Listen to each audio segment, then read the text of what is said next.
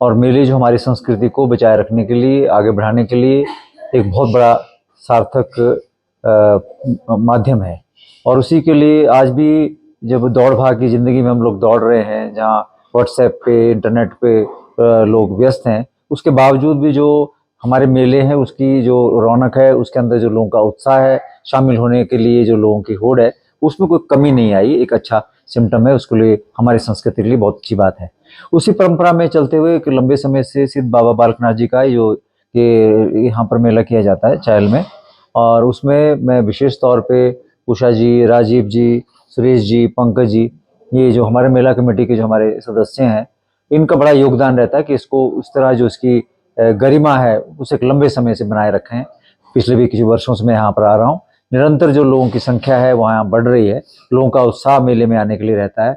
और जबकि आज सब कुछ चीज़ें आपको ऑनलाइन मिल जाती है, उसके बावजूद भी लोग आते हैं, जलेबी खाते हैं, पकौड़े खाते हैं, और यहाँ से विभिन्न सामान है उसको खरीदा जाता है। तो एक अच्छी बात है कि हमारे हिंदुस्तान के अंदर ये परंपरा अभी तक जिंदा है, और मेले जो है वो हमारी संस्कृति को जहाँ आगे बढ़ाने का काम करते हैं, वहीं हमारे को लोगों से जोड़ के रखते हैं। भारती जी, मेले लोगों की आस्था का केंद्र तो नहीं है, लेकिन साथ में चायल एक टूरिस्ट प्लेस भी है। अगर इस तरह की एक्टिविटी चायल में होती हैं तो उससे टूरिज्म को भी बढ़ावा मिलेगा। किस तरह के प्रयास सरकार के स्तर पर और स्थानीय लोगों के स्तर पर इस दिशा में किए जाने चाहिए? ये बड़ा महत्वपूर्ण है कि जो मेला चायल में होता है, चायल में क्रिकेट के लिए भी लोग जानते हैं कि यहाँ पर हमारी जो हाइट पे जो पिच है वो यहाँ पर क्रिकेट की है। उसके बावजूद एक दुर्भाग्य रहा है कि इतने वर्षों के अंदर जो हमारा रोड है जो कनेक्ट किया है नेशनल हाईवे के साथ, जो कंडा घाट से आता है, वो अभी तक वॉल्वो यहाँ पर नहीं आ सकती।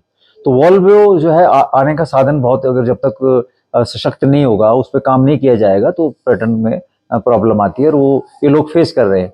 और कोविड के बाद जो हम फेस कर रहे हैं कि बहुत टूरिज्म को नीचे स्तर पे गया है, टूरिस्ट नहीं आ रहा है, तो उसके साथ साथ टूरिस्ट को आकर्षित करने के लिए ये बहुत जरूरी है कि जो मूलभूत सुविधाएं हैं और जो मार्ग है, रोड है, वो अच्छा होना चाहिए। तो उसके क्षेत्र में हम लोग प्रयास कर रहे हैं। हमारी गवर्नमेंट आएगी तो हम इसकी डीपीआर भी बनाएंगे और इस रोड को प्रायोरिटी पे रखेंगे कि इस रोड को जो है कनेक्ट किया जाए और इसमें वॉल्वो इसमें आए और आवाजाही जो है लोगों की अच्छी हो, दुर्घटना ना हो। नैरो रोड है, और महाराजा पटाला के टाइम से जो रोड बना था अभी तक वही है। दुर्भाग्य की बात है, कई सरकारें आई और चली गई, इस ओर काम नहीं हुआ।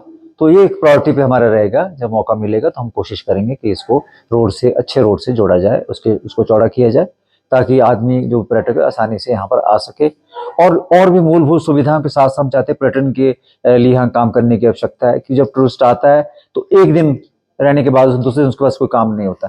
तो उसके लिए कुछ एक्टिविटीज़ जो है वो पर्यटन विभाग को चाहिए कि उसमें ऐड की जाए।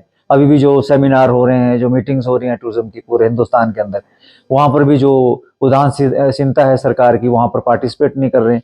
पार्टिसिपेट करें तो जब लोगों को पता लगेगा कि वहाँ पर हिमाचल प्रदेश के अंदर ये टूरिज्म में अच्छी चीज़ें हैं, टूरिस्ट को आकर्षित किया जा सकता है, उसको प्रचार किया जा सकता है, उस और गवर्नमेंट को ध्यान देना चाहिए ताकि पूरे हिंदुस्तान से पर्यटक जो है विदेशों से भी यहाँ पर आए।